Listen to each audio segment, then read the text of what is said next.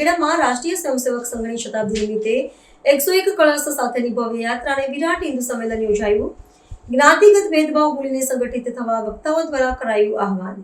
રાષ્ટ્રીય સ્વયંસેવક સંઘના શતાબ્દી વર્ષ નિમિત્તે લીમખેડા ખાતે હિન્દુ સંમેલન સમિતિ દ્વારા ભવ્ય વિરાટ હિન્દુ સંમેલન અને કળશ યાત્રાનું આયોજન કરવામાં આવ્યું હતું. લીમખેડા તાલુકાના 8 જેટલા ગામોના હિન્દુ સમાજના લોકોએ આ ધાર્મિક કાર્યક્રમમાં મોટી સંખ્યામાં ભાગ લીધો હતો. યાત્રાની શરૂઆત 101 કળશ સાથે રામજી મંદિર ખાતેથી થઈ હતી, જે નગરમાં પરિભ્રમણ કરી મોટા હાથીધરા ગામે આવેલા ઠાકર મંદિરે સંપન્ન થઈ હતી, જે ત્યારબાદ મહાસભા યોજાઈ હતી. આ કળશ યાત્રામાં મહિલાઓ અને દીકરીઓએ પારંપરિક વેશભૂષામાં માથા પર કળશ ધારણ કર્યા હતા, જ્યારે મહારાણા પ્રતાપ અને છત્રપતિ શિવાજી મહારાજની વેશભૂષામાં સજ્જ અશ્વ સવારોએ લોકોનો ઉત્સાહ વધાર્યો હતો. ઠાકર મંદિરના પટાંગણમાં આયોજિત સભામાં ગુજરાત પ્રાંત શાશ્વત ગ્રામ વિકાસ સંયોજક દિલીપસિંહ ચૌહાણ, જિલ્લા સંઘ પ્રચારક કેવલ્ય ઠાકોર અને રામદેવજી મંદિરના મહંત ભરત મહારાજ સહિતના વક્તાઓએ માર્ગદર્શન પૂરું પાડ્યું હતું. યાત્રા દરમિયાન ધાર્મિક નાદ અને જયઘોષથી સમગ્ર વિસ્તાર ભક્તિમય બની ગયો હતો.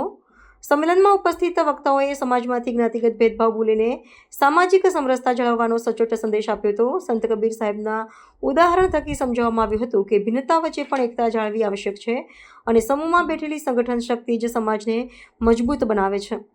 મોટી સંખ્યામાં ઉમટી પડેલા નાગરિકોની ઉપસ્થિતિ આ કાર્યક્રમને સફળ બનાવ્યો હતો, જેને સમગ્ર પંથકમાં ધાર્મિક, સાંસ્કૃતિક અને સામાજિક એકતાની ભાવનાને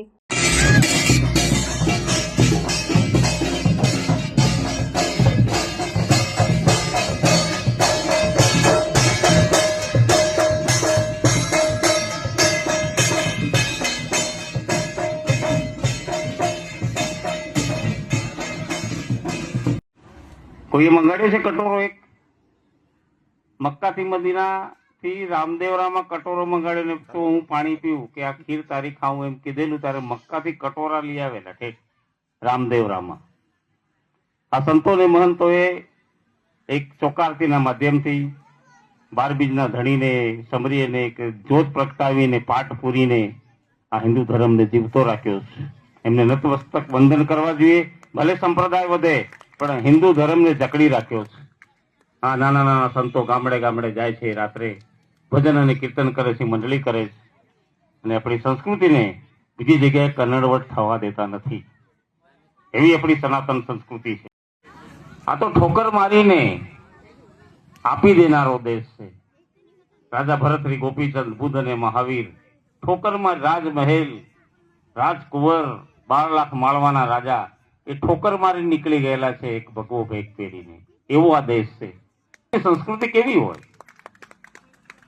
એટલે ખરેખર હિન્દુ ધર્મનું ગૌરવ હોવું જોઈએ. હું ભાગ્યશાળી છું કે ભારત વર્ષમાં જન્મ્યો.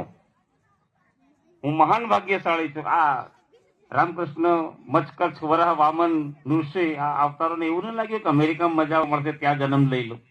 એમણે કેમ જન્મ ત્યાં નહીં લીધો? જાપાનમાં, અમેરિકામાં, સ્વિટ્ઝરલેન્ડમાં, નેધરલેન્ડમાં.